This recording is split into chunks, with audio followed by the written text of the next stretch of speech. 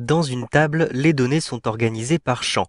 Les champs, ce sont les catégories qui apparaissent dans les en-têtes de colonnes de vos tables. Ils organisent les données verticalement dans ce qu'on appelle un paradigme. Pour une liste de clients, par exemple, vous aurez le champ nom, prénom, etc.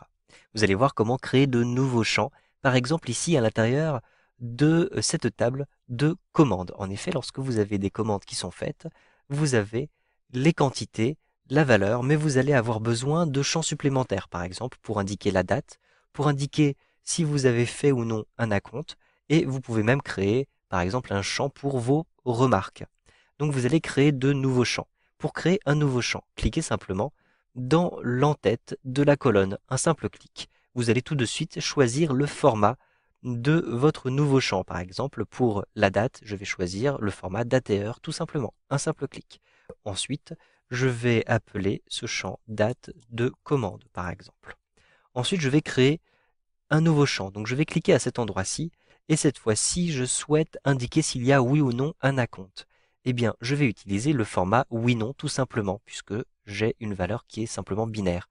Donc, je clique ici pour avoir oui-non et en réalité, j'ai tout de suite, vous le voyez, des cases à cocher. Je pourrais ainsi facilement cocher là où il y a eu un acompte.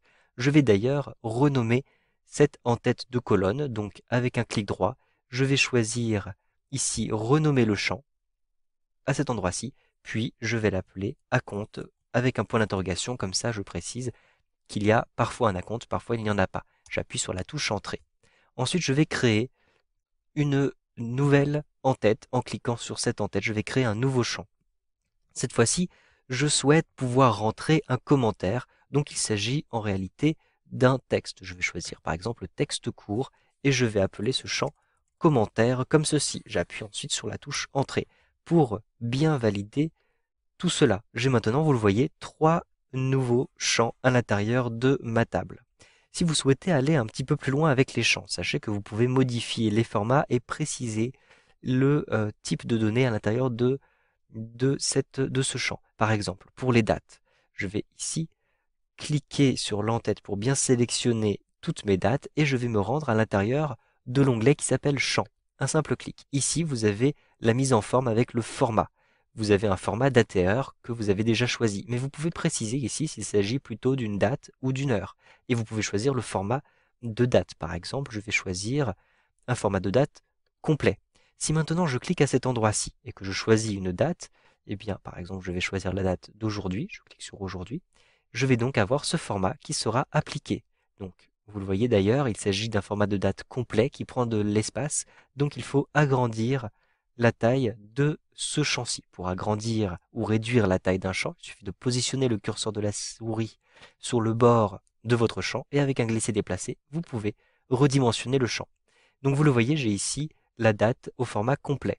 Si je choisis un autre format, par exemple un format de date réduit, eh bien je vais avoir ce format-ci par exemple. Vous pouvez ainsi choisir la présentation de vos données. De toutes les façons, les valeurs à l'intérieur sont toujours les mêmes puisque c'est toujours la même date.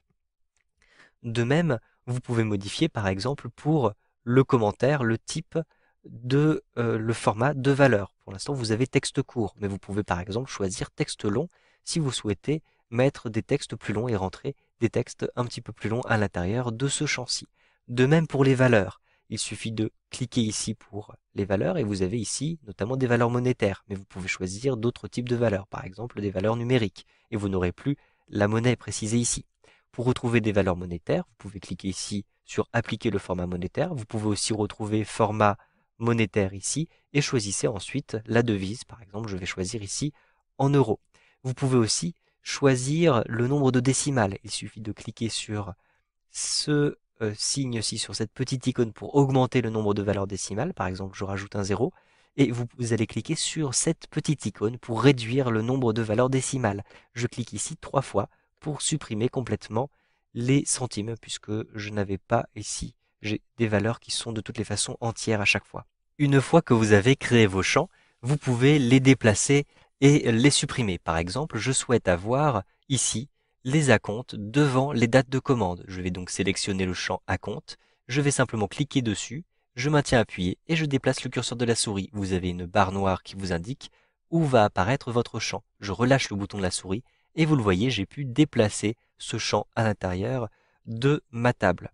Si je souhaite maintenant supprimer ce champ, simplement avec un clic droit dans l'entête du champ, vous allez retrouver ici supprimer le champ. Un simple clic et vous supprimez le champ. Il faut bien sûr confirmer cette suppression en cliquant ici sur oui. Vous savez donc maintenant comment insérer des champs dans une table avec Access 2013.